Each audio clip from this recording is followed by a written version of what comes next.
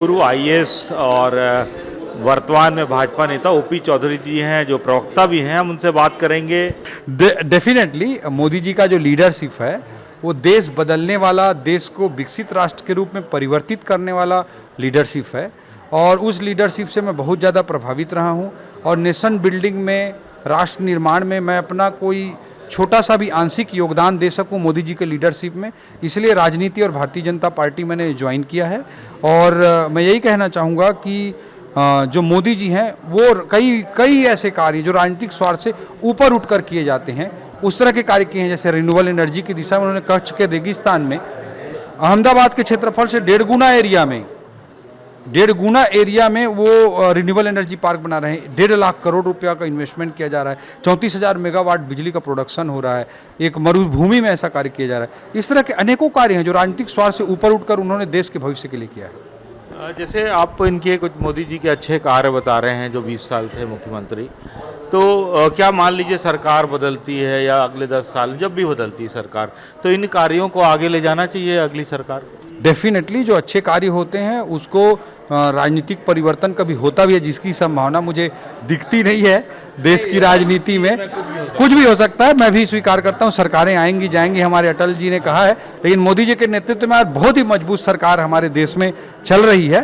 तो अगर कभी राजनीतिक रूप से नेतृत्व परिवर्तन होता भी है, कोई दूसरी पार्टी भी भारत में अगर कभी सत्ता में आती है, तो उसको भी जो विजनरी कार्य है भारत को विकसित राष्ट्र बनाने के लिए जो आधार रखने का कार्य मोदी जी ने किया, उसका निश्चित रूप से पालन करना चाहिए। इस किताब में जैसे आधार कार्ड कांग्रेस का था, वो हालांकि नहीं ला पाए, तो आपको नहीं लगता है कि कुछ विपक्षी जो सरकार हैं उनके भी अच्छे कार्य को, जिसको मोदी सरकार ने उठाया, उसको भी इसमें उल्लेख करना चाहिए? देखिए, आधार की चर्चा बहुत हुई, कांग्रेस के समय में ही जीएसटी की चर्चा बहुत हुई, बहुत सारे विषयों पर चर्चा हुई, लेकिन जो बड़े सुधार होते हैं, देश को विकसित राष्ट्र बनाने के लिए जो जरूरी कदम होते हैं, उसको लागू कर पाना हर नेतृत्व के बस की बात नहीं होती है। इसके लिए बहुत बड़े राजनीतिक इच्छा शक्ति की जरूरत होती है, जो मोदी जी के नेतृत्व में है। और उसी कारण से पहले से जो चर्चा में विषय रहे हैं, उसको भी जो इम्प्लीमेंट करने का जो मूल दायित्व था, बड़ा काम था,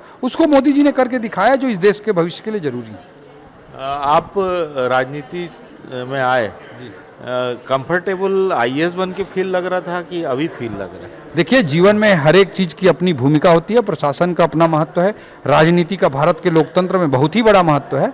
और राजनीति में आज मैं अपना किरदार निभा रहा हूँ। जब तक प्रशासन में था, मैंने पूरी शिद्दत से प्रशासनिक कार्यों को अपनी 100% ईमानदारी के साथ किया।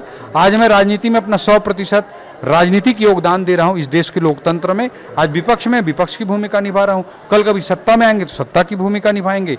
बट मैं लोकतंत्र में राजनीतिक भूमिका को अत्यंत महत्वपूर्ण मानता हूँ, जो चुनौतीपूर्ण है, लेकिन उस चुनौती को मैं शिद्दत से निभाने के प्रयास कर रहा हूँ। आपको कभी ऐसा नहीं लगता कि इस्तीफा गलत समय दे दिया मैं आईएएस के पद से? नहीं, देखिए, मेरे लिए राजनीति में प्रवेश करना किसी सत्ता के लिए, किसी पद के लिए, किसी कुर्सी के लिए ही केंद्रित नहीं था। अगर कुछ कुर्सी का लोभ इतना रहता तो मैं आईएएस बने रहकर ही कंटिन्यू कर सकता था। उसमें तो चुनाव के जीत हार का कोई मतलब नहीं होता। आप 60 साल की उम्र तक, 23 साल की मेरे आईएएस की नौकरी बची हुई थी, मैं कंटिन्यू कर सकता था। लेकिन राजनीतिक भूमिका निभाना है तो सत्ता में भी आप भूमिका निभा सकते हैं, विपक्ष में भी भूमिका निभा सकते हैं। विपक्ष में भी आवाज़ बुलंद करना, वो भी किसी समाज के लिए, किसी राज्य के लिए, किसी देश के लिए अत्यंत आवश्यक होता है। उस भूमिका को निभाकर भी मैं संतुष्ट और बहुत प्रसन्न हूँ। आपने राजनीति छोड़ दी, थोड़ा सा अलग क्वेश्चन करता हूँ, तो अभी घर कैसे चलता है?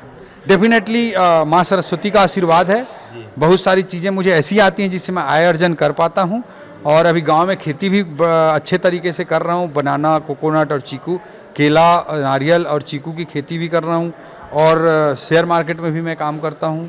ये सारे काम करके मैं बड़े आसानी से आय अर्जित कर लेता हूँ। अब आपका चुनाव फिर होगा, मान लीजिए टिकट मिलती है या नहीं मिलती है। अगर मिलती है, जो क्षेत्र है आसान नहीं है, क्योंकि पूर्व शहीद थे वहाँ से, तो इस बार क्या लगता है वहाँ? नहीं, देखिए, लोकतंत्र में चुनाव राजनीति का एक अनिवार्य हिस्सा है। और पार्टी मुझे जहाँ जैसे निर्धारित करती है मेरी भूमिका चुनाव लड़ने के लिए, तो मैं वो भूमिका भी निभाऊंगा। और आने वाले समय में जिस तरह से कांग्रेस ने वादा खिलाफी किया है, लोगों के साथ अन्याय किया है, तो निश्चित रूप से आने वाला समय में भारतीय जनता पार्टी को और मुझे भी जनता आशीर्वाद देगी, ऐसा मैं पूर्णतः आशान्वित हूँ। आपको लगता है कि आप खड़े हो चाहे कोई खड़े हो, उस बार वो सीट जीती जाएगी? डेफिनेटली हम हर सीट को जीतने का प्रयास करेंगे। बात करने के लिए धन्यवाद। धन्यवाद। ये थे हमारे साथ भाजपा नेता और पूर्व IAS OP चौधरी जी। हम उनसे बात कर रहे थे कि उनकी राजनीतिक जीवन पर। कैमरामैन भगत सिंह परिहार के साथ देवाशीष, रायपुर, छत्तीसगढ़।